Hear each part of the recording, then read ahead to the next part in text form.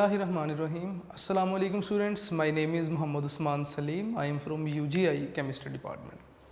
बड़ा corona virus की वजह से ऑनलाइन क्लासेस चल रही हैं, तो डेली की तरह पहले तो आपको याद करवाना कि क्लासेस को आपने इजी नहीं लेना, आपने अपना डेली का काम डेली करना है, ठीक है। अपने लेक्चर नोट्स ज़रूर बनाएं, यूनिक नोट्स ज़रूर देखें साथ साथ। इनसे ज़्यादा हेल्पफुल मटेरियल मेरा नहीं ख्याल कि आपको कोई और मौजूद है आपके पास, तो अपने बेटा स्टडीज़ पे फोकस करें, ठीक है। दूसरे नंबर पे हमने कल टॉपिक स्टार्ट किया था thermodynamic properties of covalent hydrides, ठीक है। और इनको डिस्कस करने के लिए मैंने पेज 85 पे ही जो एक कॉलम था, मैंने उस कॉलम को क्या किया, ब्रेक कर दिया रेलिवेंट ग्रुप्स में। 16 कंपाउंड लिखे हुए थे, मैंने 16 कंपाउंड में से 4 जो फोर्थ ग्रुप के थे उन्हें सेपरेट कर दिया, 5th ग्रुप वाले 4 कंपाउंड को सेपरेट किया, 6th ग्रुप वाले और 7th ग्रुप वाले, ये सारे के सारे कोवेलेंट हाइड्राइड्स हैं, इनमें कोई भी आयोनिक बॉन्ड नहीं है। फिर हमने इनके बॉइलिंग पॉइंट के ट्रेंड को डिस्कस किया जो कि टॉप टू बॉटम इंक्रीज होना था। 4th ग्रुप ने तो बॉइलिंग पॉइंट के ट्रेंड को फॉलो किया, 5th ग्रुप में अमोनिया ने नहीं किया, 6th ग्रुप में वाटर ने नहीं किया और 7th ग्रुप में हाइड्रोजन फ्लोराइड ने ट्रेंड को फॉलो नहीं किया, क्योंकि इनमें बॉइलिंग पॉइंट्स जो थे हाइड्रोजन बॉन्डिंग मौजूद थी। ये सारी चीज़ें डिस्कस करने के बाद अब आज हम दोबारा बुक से स्टडी करेंगे। दोबारा एक्सप्लेन कर रहा हूँ कि कल हमने बुक से स्टडी नहीं किया था, हमने सिर्फ इस टेबल को समझा था कि ये टेबल क्या कहना चाह रहा है। कुछ टॉपिक्स ऐसे आएंगे जिन्हें समझाने के लिए शायद हमारा एक एक लेक्चर, वो टॉपिक बताना क्या चाह रहा है सारा उसी में गुजर जाए। तो आपने ये नहीं सोचना कि हमारा मतलब कल की डिस्कशन कहाँ पे थी, बुक में तो सारी डिस्कशन नहीं है। उस डिस्कशन की मदद से हम अपना आज का जो हमारा लेक्चर है उसे आसान बनाएंगे। तो पेज 85 पे ही लास्ट में जो राइट साइड पे पेज पे लास्ट में जो पैराग्राफ है वहाँ से मैं आज स्टार्ट कर रहा हूँ। तो मैं साथ साथ लिखता जाऊँगा, आप नोट करेंगे, आपके नोट्स भी बनते जाएंगे साथ साथ, ठीक है। तो यहाँ पे कहते हैं जी कि अगर आप देखें तो क्या है, जो ग्रुप 4A है इनके बॉइलिंग पॉइंट कम है as compare to group 5A, 6A और 7A। तो मैं हेडिंग बना देता हूं यहां पे, group 4A, group 4A have lower boiling points as compared to group 5A, 6A and 7A। मैं यहाँ पे लिख देता हूँ, चलें।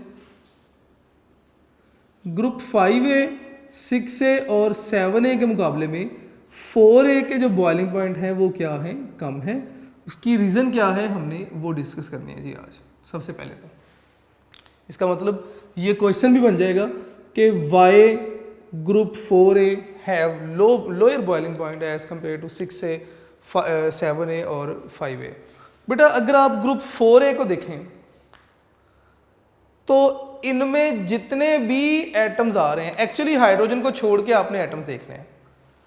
कार्बन है, कार्बन की इलेक्ट्रोनेगेटिविटी इतनी ज़्यादा नहीं है कि ये हाइड्रोजन बॉन्डिंग कर सके, इसी तरह बाकी भी। दूसरी जो रीज़न है, जो मेन रीज़न है, इस तरफ जितने भी एलिमेंट हैं उनके साइज स्मॉल है। जैसे जैसे आप इस तरफ मूव करेंगे साइज इंक्रीज करते जाएंगे।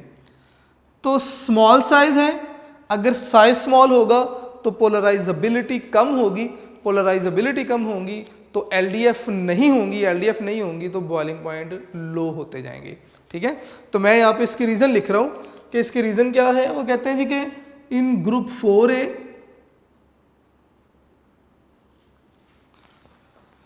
Small size atom are present.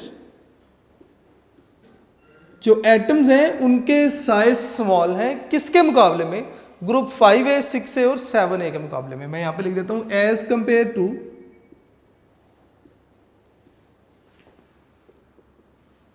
Group 5A, 6A and 7A। अगर आपको याद हो, मैंने कल भी आपको बताया था कि एक एटम अगर जिसका साइज स्मॉल है, आप उसे इलेक्ट्रिक फील्ड में रख देंगे तो इलेक्ट्रॉन न्यूक्लियस के बहुत ज़्यादा करीब है, न्यूक्लियस का पुल इलेक्ट्रॉन पे स्ट्रॉन्ग है, तो इलेक्ट्रिक फील्ड में इलेक्ट्रॉन और न्यूक्लियस की जो अट्रैक्शन है ज़्यादा है, तो एटम पोलराइज नहीं होगा। लेकिन अगर आप एक बड़े साइज़ का एटम ले लें, नेगेटिव पॉजिटिव कर दें, तो लेट्स सपोज ये बड़े साइज़ का एटम है, इस इलेक्ट्रॉन को ये पॉजिटिव प्लेट अपनी तरफ अट्रैक्ट करेगी और न्यूक्लियस को नेगेटिव प्लेट अपनी तरफ अट्रैक्ट करेगी, तो माइट पॉसिबल कि ये एटम पोलराइज हो जाए और पोलराइज होकर इस तरह हो जाए। और अगर बहुत ज़्यादा एटम इस तरह होंगे तो पोलराइज होंगे तो ऑब्वियसली नेगेटिव और पॉजिटिव, तो उनके नेगेटिव पॉजिटिव में अट्रैक्टिव फोर्सेज आ जाएंगी और उनके बॉइलिंग पॉइंट बढ़ते जाएंगे। ग्रुप 4A के जो एटम है इनके साइज स्मॉल हैं, इसका मतलब ये पोलराइजेबिलिटी इनकी बड़ी कम है। ठीक है, तो मैं यहाँ पे लिख देता हूँ small size atom are present in group 4A। उसके बाद मैं लिख देता हूँ जी कि हैव लो पोलराइजेबिलिटी,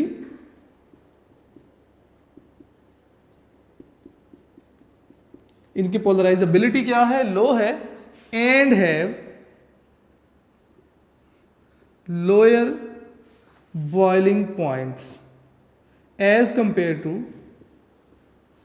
कौन कौन से जी ग्रुप 5A 6A और 7A। में थोड़ा सा यहाँ से रिमूव कर देता हूँ फिलहाल लिखने के लिए।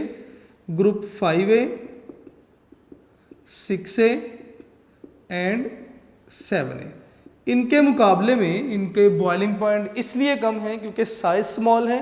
साइज स्मॉल होने की वजह से पोलराइजेबिलिटी कम हो गई, पोलराइजेबिलिटी कम होने की वजह से LDF वीक हो जाएंगी, LDF वीक होंगी तो बॉइलिंग पॉइंट जो है वो कम हो जाएंगे। यहाँ तक तो मेरा ख्याल है बात क्लियर हो जानी चाहिए। नेक्स्ट पैराग्राफ में वो आपसे ये कहते हैं कि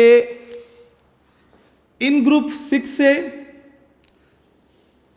या group 5A, group 6A and 7A have high boiling point, specially इनके जो पहले जो कंपाउंड है ग्रुप्स के, 5वें ग्रुप का पहला कंपाउंड अगर आप देखें तो NH3 के ख़ास तौर पे NH3, 6 ग्रुप का पहला देखें तो वाटर है, और 7th ग्रुप का अगर पहला कंपाउंड देखें तो HF है। तो कहते हैं जी कि इन ग्रुप्स के बॉइलिंग पॉइंट तो ज़्यादा हैं, लेकिन ख़ास तौर पे ये जो आपके पास कुछ कंपाउंड्स आपको बता दिए इनके बॉइलिंग पॉइंट ज़्यादा हैं। तो उसकी क्या रीज़न है वो भी आप यहाँ पे मेंशन कर दें, आप बता दें कि जनाब जो ग्रुप 5A 6A और 7A है इनमें हाइड्रोजन बॉन्डिंग मौजूद है।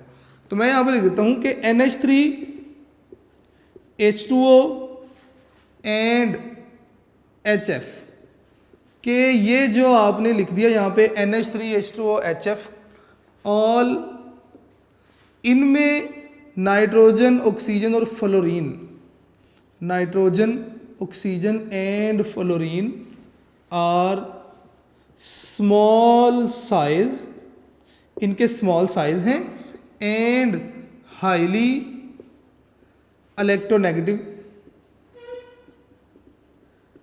और इनकी इलेक्ट्रोनेगेटिविटी भी क्या है, ज़्यादा है, हाईली इलेक्ट्रोनेगेटिव एलिमेंट्स कि ये स्मॉल साइज हैं, कौन कौन, नाइट्रोजन ऑक्सीजन और फ्लोरीन, और इनकी इलेक्ट्रोनेगेटिविटी क्या है, ज़्यादा है। दे फॉर्म हाइड्रोजन बॉन्डिंग, तो ये आपस में क्या कर लेते हैं जी, हाइड्रोजन बॉन्डिंग करते हैं, एंड ड्यू टू विच, इस वजह से their boiling points increases as compare to rest of group members, rest of group members के जनाब ये जो आपके पास कंपाउंड है, इस ग्रुप में इसमें हाइड्रोजन बॉन्डिंग मौजूद है, इस ग्रुप में इसमें हाइड्रोजन बॉन्डिंग मौजूद है, और इस ग्रुप में इसमें हाइड्रोजन बॉन्डिंग मौजूद है। तो इन तीनों कंपाउंड जिनमें हाइड्रोजन बॉन्डिंग मौजूद है इनके बॉइलिंग पॉइंट, अमोनिया का बॉइलिंग पॉइंट अपने ग्रुप के लिहाज से ज़्यादा है, H2O का बॉइलिंग पॉइंट अपने ग्रुप के लिहाज से ज़्यादा है, और फ्लोरीन का बॉइलिंग पॉइंट अपने ग्रुप के लिहाज से ज़्यादा है। मैंने यही बात सिंपल यहाँ पे छाप दी है, आप भी इस तरह नोट कर लेंगे। उसके बाद पेज 86 पे थर्ड पैराग्राफ पे जहाँ पे वो कहेगा जी it is interesting to know, ठीक है, तो मैं उससे भी पहले रेड लाइन से लिख देता हूँ कि उस पैराग्राफ में मैसेज क्या है और उसकी रीज़न क्या है। कहता है जी कि जो आपके पास वाटर है या HF हैव स्ट्रोंग या stronger hydrogen bond as compare to H2O, but boiling point of H2O is higher.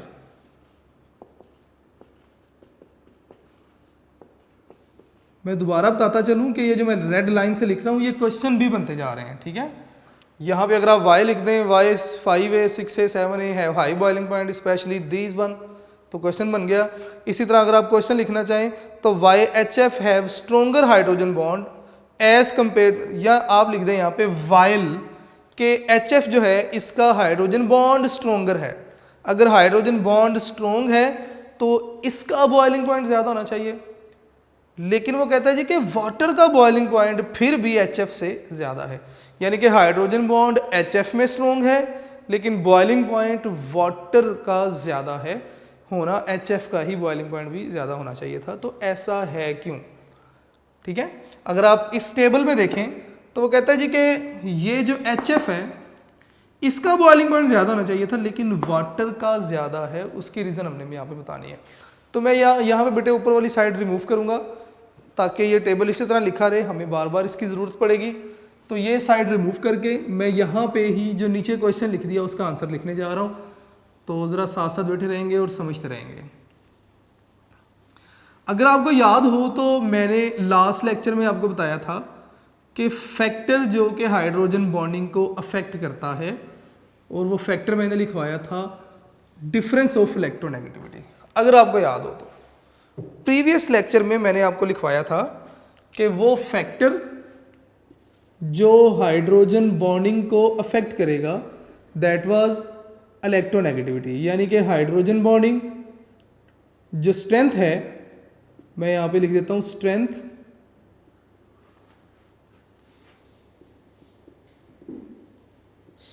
Of hydrogen bonding, ये डायरेक्टली प्रोपोर्शनल थी डिफरेंस ऑफ इलेक्ट्रोनेगेटिविटी के। ये बेटे आपने बात याद रखनी है, जो मैंने नीचे लाइन लिखी उसका सारा आंसर इसी कॉन्सेप्ट में मौजूद है, ठीक है। अगर मैं तीनों एटम लिखूं, देखें आपके पास बात हो रही है H2O और HF में कंपैरिजन की बात हो रही है। वो कहते हैं जी कि HF का जो है वो हाइड्रोजन बॉन्ड स्ट्रोंग है, लेकिन जो वाटर है इसका बॉइलिंग पॉइंट जो है वो क्या है, हाई है एज कंपेयर टू HF। ऐसा क्यों है, तो आपने बताना है सबसे पहले कि इलेक्ट्रोनेगेटिविटी किसकी जी, हाइड्रोजन की। तो मैं यहाँ पे लिख देता हूँ electronegativity of hydrogen that is equal to 2.1 भी कहते हैं, और कुछ बुक्स में 2.2 भी लिखी हुई है। मैं यहाँ पे 2.1 लिख रहा हूँ जी फिलहाल कि 2.1 है। इसी तरह इलेक्ट्रोनेगेटिविटी ऑफ ऑक्सीजन अगर मैं लिखूं तो दैट इज 3.45 है, मैं इसे 3.5 लिख देता हूँ। इसी तरह इलेक्ट्रोनेगेटिविटी ऑफ फ्लोरीन अगर आप लिखें तो फ्लोरीन की इलेक्ट्रोनेगेटिविटी वैल्यू 4.0 है, ठीक है। पॉलिंग स्केल से ये वैल्यूज़ हैं, इनको आपने याद कर लेना है, आपको बल्कि याद भी होनी चाहिए। ये जो ग्रुप है इन सब की इलेक्ट्रोनेगेटिविटी वैल्यू तो आपको कम से कम याद होनी चाहिए। फ्लोरीन की, क्लोरीन की क्या है, ब्रोमीन की क्या है, आयोडीन की क्या है। अपना ये टास्क समझें, कल लेक्चर से पहले मैं आपसे पूछूंगा कि बेटे आपको वैल्यूज़ बताई गई थी, आपने अपने आप को आंसर दे के बताना है कि याद की हैं या नहीं की। फ्लोरीन, क्लोरीन, ब्रोमीन, आयोडीन की, हाइड्रोजन की मैंने बता दी, कार्बन की आपको पता होनी चाहिए, नाइट्रोजन की, ऑक्सीजन की, बस जी इतना सा काम है आपका। वापिस आते हैं जी, अगर आप HF को देखें,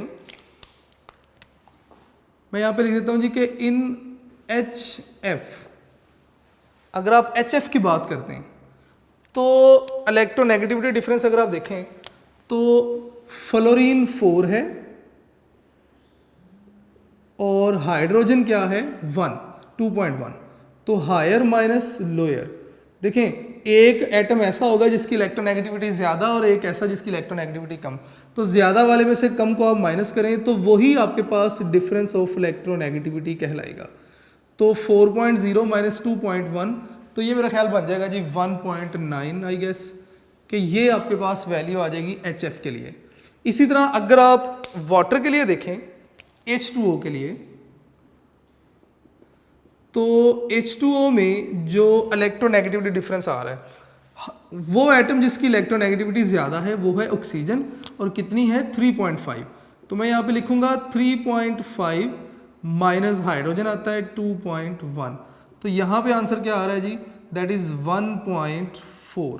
तो अगर आप देखें तो HF के केस में जो इलेक्ट्रोनेगेटिविटी डिफरेंस आ रहा है दैट इज़ 1.9 ये HF के लिए, और 1.4 ये किसके लिए, वाटर के लिए। अब क्वेश्चन उनका यही है, ज़रा दोबारा देख लें। उन्होंने कहा जी HF में हाइड्रोजन बॉन्ड स्ट्रॉन्ग है, इलेक्ट्रोनेगेटिविटी डिफरेंस ज़्यादा किधर है, HF में। इलेक्ट्रोनेगेटिविटी डिफरेंस ज़्यादा HF में है तो हाइड्रोजन बॉन्ड स्ट्रॉन्ग होना चाहिए, जिसमें इलेक्ट्रोनेगेटिविटी डिफरेंस ज़्यादा है तो HF का हाइड्रोजन बॉन्ड स्ट्रॉन्ग होना चाहिए। लेकिन वाटर का स्ट्रॉन्ग क्यों है आपने बता देना है। मैं यहाँ पे लिख रहा हूँ बेटे साथ साथ, ताकि एक ही बार मैं इसे कंप्लीट कर दूँ कि इन HF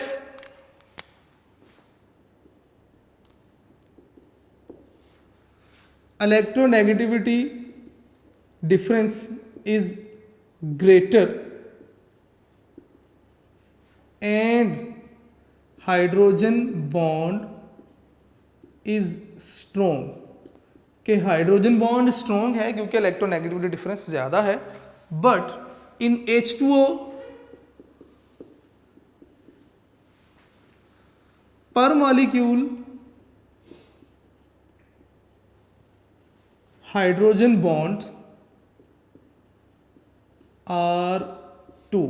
हमने टेबल बना के देखा था कि वाटर के केस में पर मॉलिक्यूल 2 हाइड्रोजन बॉन्ड हैं, वाइल इन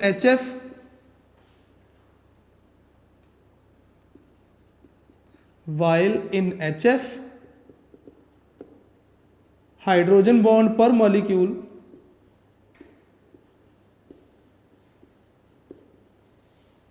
इज 1, कि पर मॉलिक्यूल एक हाइड्रोजन बॉन्ड जो था वो मौजूद था।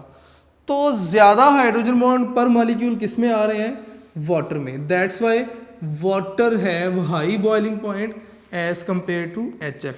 नो डाउट HF का हाइड्रोजन बॉन्ड स्ट्रॉन्ग है, दैट्स वाई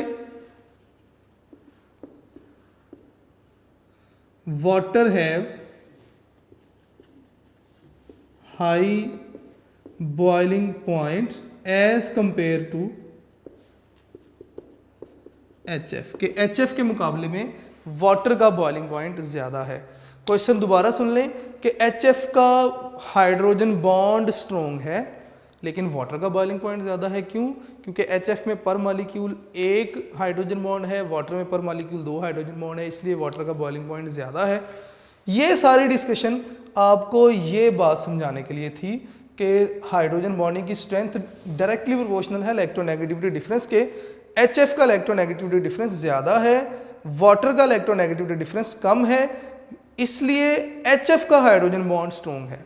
ठीक है, यहाँ पे आप एक और लाइन लिख लें, इंपॉर्टेंट है, MCQ पूछा गया है। अगर बात की जाए hydrogen bond is stronger in HF but hydrogen bonding is stronger in H2O, कि HF में भी हाइड्रोजन बॉन्डिंग है और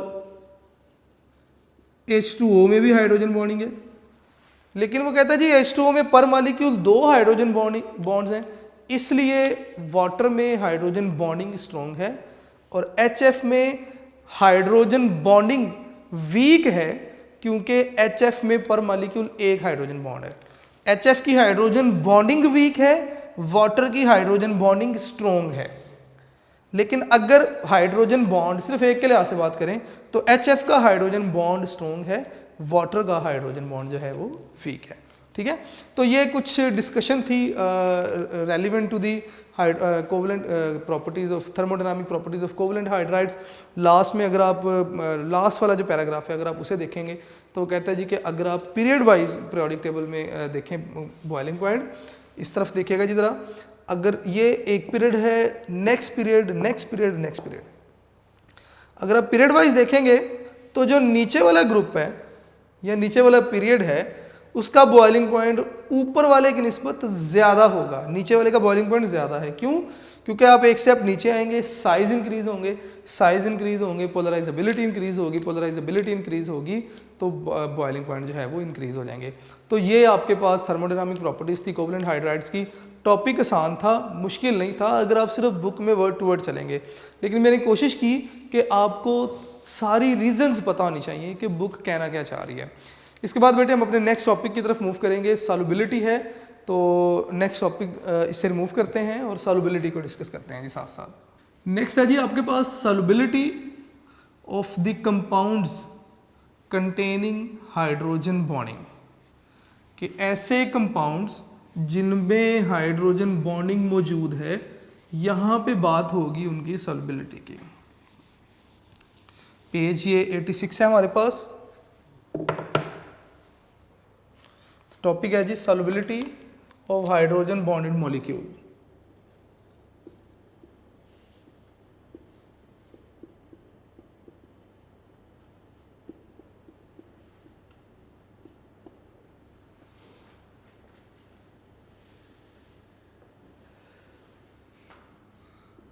बेटे अक्सर ना हम हाइड्रोजन बॉन्डिंग को पढ़ते हुए गलती कर जाते हैं।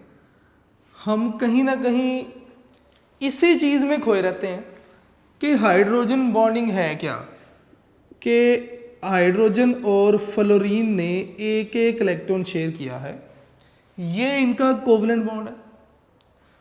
इसी तरह एक और हाइड्रोजन और एक फ्लोरीन है, इन्होंने एक एक इलेक्ट्रॉन शेयर किया, ये इनका कोवलेंट बॉन्ड बन गया।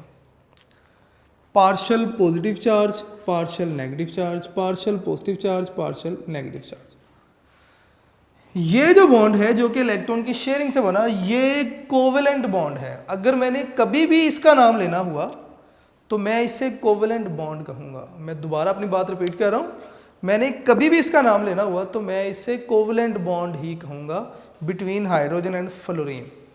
लेकिन पार्शियल पॉजिटिव और पार्शियल नेगेटिव अट्रैक्शंस की वजह से ये जो इनके दरमियान बॉन्ड बन गया, ये हाइड्रोजन बॉन्ड है, ये हाइड्रोजन बॉन्डिंग वाला बॉन्ड है। जब भी मैं हाइड्रोजन बॉन्ड वर्ड यूज़ करूंगा तो इसका मतलब मैं इस बॉन्ड की बात कर रहा हूं जो कि पार्शियल पॉजिटिव हाइड्रोजन और हाईली इलेक्ट्रोनेगेटिव एलिमेंट के लोन पेयर के दरमियान बॉन्ड बना हुआ है, इससे मैं हाइड्रोजन बॉन्ड कहूँगा।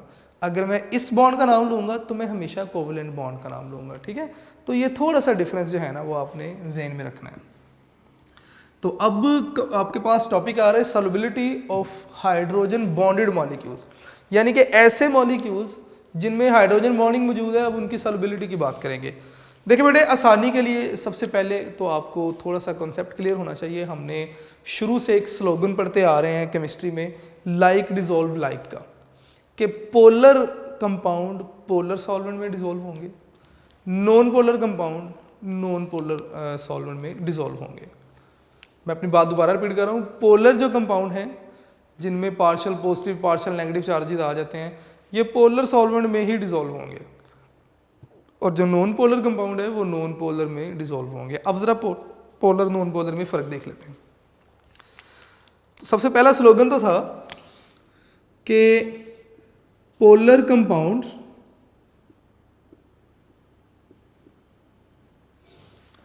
Dissolve in polar solvents. पहली बात तो मैंने ये की। एक एग्जांपल सिर्फ ले लेते हैं पोलर सॉल्वेंट की, और वो क्या है, दैट इज़ वाटर। मैं यहाँ पे लिख देता हूँ जी H2O पोलर सॉल्वेंट है, क्योंकि हाइड्रोजन पे पार्शियल पॉजिटिव और ऑक्सीजन पे पार्शियल नेगेटिव। दूसरी बात, non polar dissolve in non polar. अब ये जो नॉन पोलर होते हैं, जितने भी आपके पास हाइड्रोकार्बन्स होते हैं, आप उन्हें नॉन पोलर कहते हैं। हाइड्रोकार्बन ऑर्गेनिक कंपाउंड जितने भी होते हैं ना, जैसे आपने पढ़ा मीथेन, अल्कोहल, कार्बोक्सिलिक एसिड्स, या आपने 10th क्लास में थोड़ा सा आखिर में पढ़ा था, ये सारे नॉन पोलर होते हैं।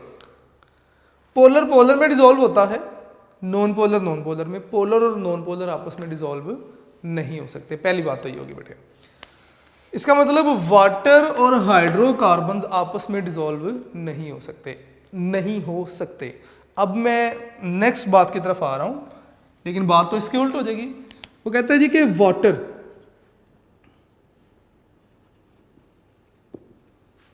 जो कि क्या है, पोलर है, कैन बी डिसॉल्व, आप इसे मिक्स कर सकते हैं, ठीक है, किसके साथ जी, विद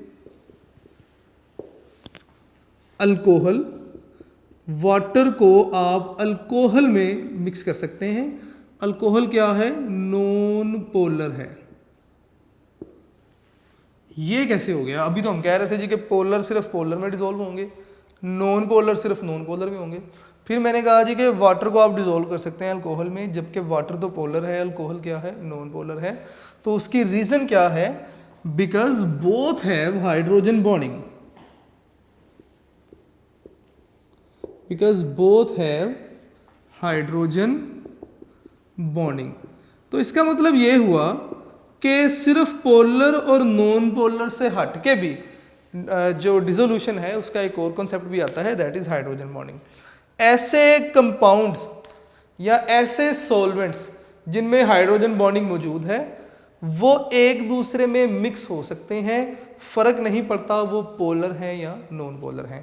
अल्कोहल की अगर मैं बात करूं, लेट्स से CH3O और ये H, मिथाइल अल्कोहल। वाटर की अगर हम बात करें तो लेट्स से कि ये आपके पास ऑक्सीजन है और ये V शेप में मैंने वाटर मॉलिक्यूल बना दिया। 2 लोन पेयर मैंने वाटर के यहाँ पे दिखा दिए, ऑक्सीजन के 2 लोन पेयर यहाँ पे दिखा दिए। तो वो कहता है जी कि माइट पॉसिबल, देखिए ये एक सेपरेट कंपाउंड था और वाटर जो था, मैं इसे दोबारा यहाँ पे लिख देता हूँ। वाटर आपके पास क्या है, एक सेपरेट कंपाउंड मैंने यहाँ पे दोबारा से बना दिया। लें जी,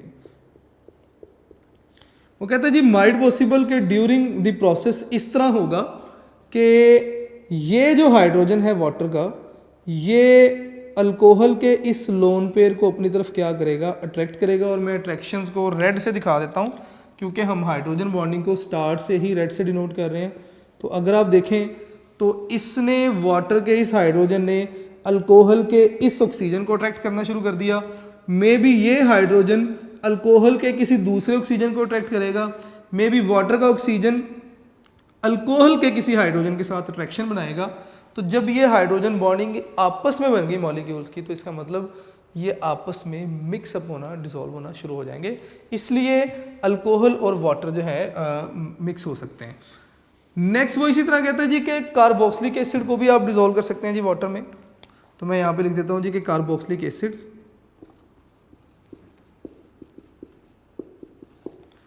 लेकिन स्मॉल साइज्ड, जिनमें 1 कार्बन हो या 2 कार्बन हो मैक्सिमम, ठीक है। आल्सो कैन बी मिक्स या dissolve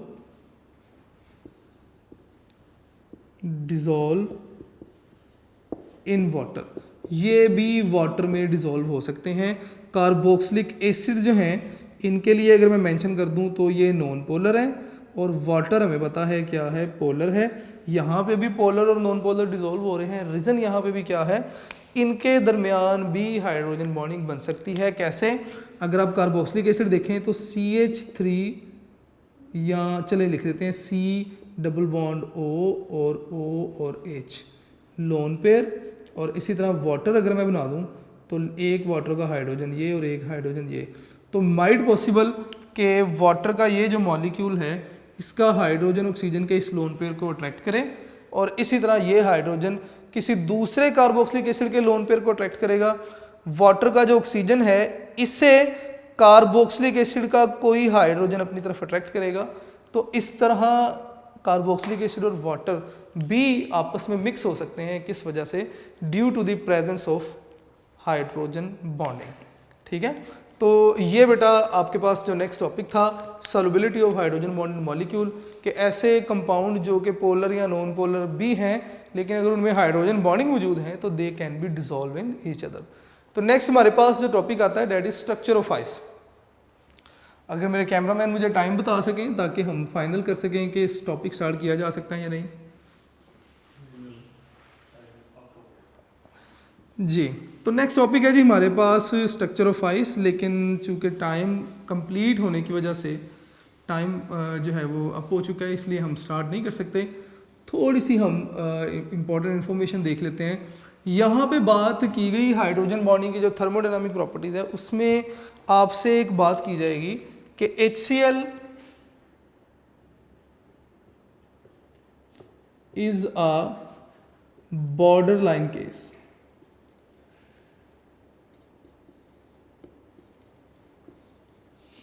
HCl is a border line case. ये बॉर्डर लाइन किस लिहाज से बात हो रही है? क्या ये बॉर्डर पे फाइट करता है? नहीं जी, HCl जो है बॉर्डर लाइन इस लिहाज से बात हो रही है कि सम टाइम अगर हम इसे देखें तो हमें लगता है कि HCl में डाइपोल फोर्सेस मौजूद हैं, और सम टाइम हमें ऐसे लगता है कि HCl में हाइड्रोजन और क्लोरीन के दरमियान हाइड्रोजन बॉन्डिंग मौजूद है। डाइपोल फोर्स किस लिए? क्योंकि partial positive charge hydrogen attract करेगा किसी दूसरे मॉलिक्यूल के पार्शियल नेगेटिव चार्ज ऑक्सीजन को, सॉरी क्लोरीन को। ले जी, और हाइड्रोजन बॉन्डिंग भी इसी तरह ही है कि अगर आप देखें कि एक मॉलिक्यूल का पार्शियल पॉजिटिव चार्ज हाइड्रोजन दूसरे मॉलिक्यूल के पार्शियल पॉजिटिव नेगेटिव चार्ज जो है वो क्लोरीन, उसे अपनी तरफ क्या कर रहा है जी? अट्रैक्ट कर रहा है विद अ फोर्स, और ये अट्रैक्शन हाइड्रोजन बॉन्डिंग भी तो हो सकती है। ठीक है, अब वो कहते हैं जी कि ये जो अट्रैक्शन है ये इतनी स्ट्रोंग तो है कि इसे डाइपोल कहा जा सके, लेकिन इतनी स्ट्रोंग नहीं है कि इसे हाइड्रोजन बॉन्डिंग कहा जा सके। मेरी बातों को जरा गौर से सुनते जाइएगा। ये जो अट्रैक्शन है HCl में पार्शियल पॉजिटिव हाइड्रोजन और क्लोरीन के दरमियान, ये इतनी स्ट्रोंग तो है कि इसे डाइपोल कहा जा सके, लेकिन इतनी स्ट्रोंग नहीं है कि इसे हाइड्रोजन बॉन्डिंग कहा जा सके। पहली बात मैंने ये की। फिर अगर आप इस अट्रैक्शन को देखें तो ये डाइपोल अट्रैक्शंस जो होती हैं उनसे बहुत ज़्यादा स्ट्रोंग है। इसका मतलब डाइपोल से अगर ज़्यादा स्ट्रोंग है फिर तो हाइड्रोजन बॉन्डिंग ही होगी। तो कहीं ना कहीं हम फंस जाते हैं, यार ये हाइड्रोजन बॉन्ड HCl में डाइपोल इंटरेक्शन है या हाइड्रोजन बॉन्डिंग है। हमें कभी लगता है जी डाइपोल है, कभी हमें लगता है हाइड्रोजन बॉन्डिंग है। इसका मतलब ये कहीं ना कहीं एक बॉर्डर लाइन केस बन गया डाइपोल और हाइड्रोजन बॉन्डिंग के दरमियान। ठीक है, एक्चुअली होता क्या है कि हाइड्रोजन बॉन्डिंग कहाँ पे आती है? मैं ज़रा अपनी बात को कंप्लीट कर देता हूँ। अब कहते हैं जी कि फॉर हाइड्रोजन बॉन्डिंग, ये बुक में नहीं है बेटे, आपको समझाने के लिए लिख रहा हूँ कि हाइड्रोजन बॉन्डिंग के लिए जो एटम है, एक तो partial positively charge hydrogen atom होना चाहिए पहले नंबर पे। दूसरे नंबर पे एक small size highly electronegative atom होना चाहिए, और इलेक्ट्रोनेगेटिव वही होगा जिसके पास क्या मौजूद होंगे? लोन पेयर मौजूद होंगे। ठीक है, अब अगर आप ग्रुप 7 को देखें तो फ्लोरीन, क्लोरीन, ब्रोमीन और आयोडीन इसी तरह जी। फ्लोरीन का साइज स्मॉल है, पहली कंडीशन को सेटिस्फाई कर रहा है फ्लोरीन, और हाईली इलेक्ट्रोनेगेटिव भी है, दूसरी कंडीशन को भी सेटिस्फाई कर रहा है। लोन पेयर भी मौजूद हैं, तीसरी कंडीशन को भी सेटिस्फाई कर रहा है फ्लोरीन। इसका मतलब हाइड्रोजन बॉन्डिंग करेगा। जब हम क्लोरीन की बात करते हैं तो क्लोरीन क्या है? जब आप ग्रुप में नीचे आते हैं साइज इंक्रीज होते हैं, तो क्लोरीन का स्मॉल साइज उतना स्मॉल साइज नहीं है जितना कि हाइड्रोजन बॉन्डिंग के लिए होना चाहिए। जब साइज बढ़ गया तो पोलराइजेबिलिटी बढ़ जाएगी, पोलराइजेबिलिटी बढ़ जाएगी तो वो फिर डाइपोल डाइपोल वाली केस में बात चली जाएगी। ठीक है, बाकी दोनों कंडीशन सेटिस्फाई हो रही हैं, इलेक्ट्रोनेगेटिविटी भी ज़्यादा है, लोन पेयर भी इसके पास मौजूद है, लेकिन साइज़ ज़्यादा होने की वजह से इसकी जो इलेक्ट्रॉन डेंसिटी है वो ज़रा डिस्पर्स हो जाती है और ये डाइपोल डाइपोल को ज़्यादा फेवर करता है। तो इसलिए क्लोरीन जो है वो मोस्टली हाइड्रोजन बॉन्डिंग के केस में डिस्कस नहीं किया जाता। तो ये बेटे हमारा आज का लेक्चर था। हमने थर्मोडायनामिक प्रॉपर्टीज़ को भी कंप्लीट किया, कुछ क्वेश्चंस थे हमने उनको भी डिस्कस किया कि जो फोर्थ ग्रुप है इनके बॉइलिंग पॉइंट कम क्यों है 5th 6th और 7 से।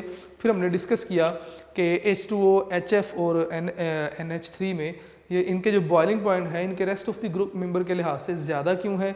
इसके बाद हमने डिस्कस किया कि नेक्स्ट आपके पास एक और क्वेश्चन हमने डिस्कस किया था कि HF का बॉइलिंग पॉइंट, HF में हाइड्रोजन बॉन्ड स्ट्रॉन्गर है लेकिन H2O का बॉइलिंग पॉइंट जो है वो ज़्यादा है, तो ये क्यों है वो भी हमने डिस्कस किया।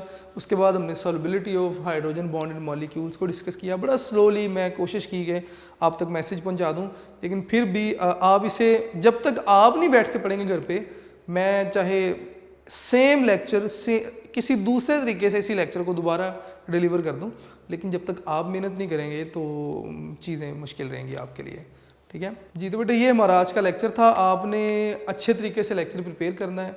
आपके बनाए हुए नोट्स बेस्ट नोट्स हैं, यूनिक नोट्स आप ज़रूर देखिए, नमाज़ पढ़ें, अल्लाह ताला से दुआ करें, अपने रिज़ल्ट्स के लिए भी दुआ करें, जो हालात मुश्किल चल रहे हैं इनके लिए भी, मेरे लिए भी दुआ करें, और इंशाल्लाह नेक्स्ट लेक्चर में बेटे नेक्स्ट टॉपिक डिस्कस करेंगे। थैंक यू बेटे, अल्लाह हाफिज़।